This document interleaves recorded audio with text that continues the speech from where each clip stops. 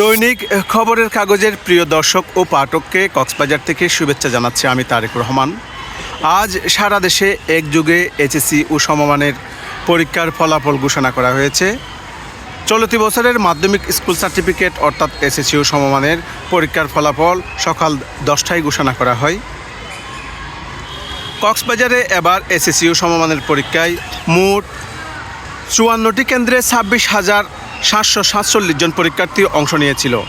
জেলা প্রশাসনের তথ্য অনুযায়ী 32টি কেন্দ্রে 18,198 জন এসএসসি পরীক্ষার্থী, 14টি কেন্দ্রে 7,118 জন দাখিল পরীক্ষার্থী এবং 8টি কেন্দ্রে 1,431 জন কারিগরি পরীক্ষার্থী অংশ নিয়েছিল।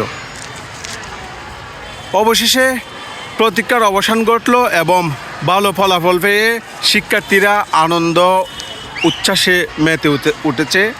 কক্সবাজারে এবারের পাশের হার 57.3%, যা গত বছর ছিল 70.76%, যা এবছর উল্লেখযোগ্য হারে কমেছে।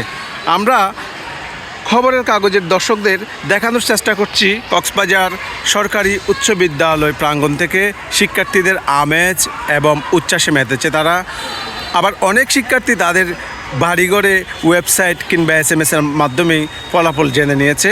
তবে এখানে এসে যা দেখতে পেলাম, শিক্ষক, অভিভাবক এবং যে শিক্ষার্থীরা ফলাফল বিদ্যালয়ে দেখতে এসেছে তারা উৎসব এবং খুশি ও উচ্ছ্বাসে মেতেছে। আমরা কয়েকজন অভিভাবকের সঙ্গে কথা বলেছি, তারা আসলে জানালো তাদের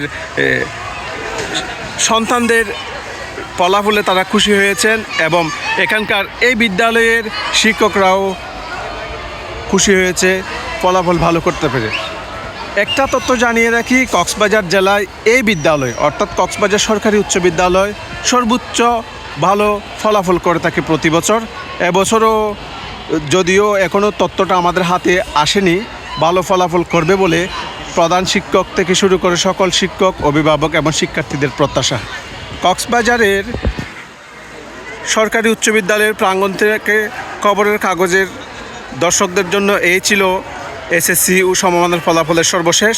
পরবর্তী আপডেট জানার জন্য খবরের কাগজের সঙ্গে থাকুন। সকলেই ভালো থাকুন। খবরের কাগজ, নিখাত, নির্ভীক, নিরপেক্ষ।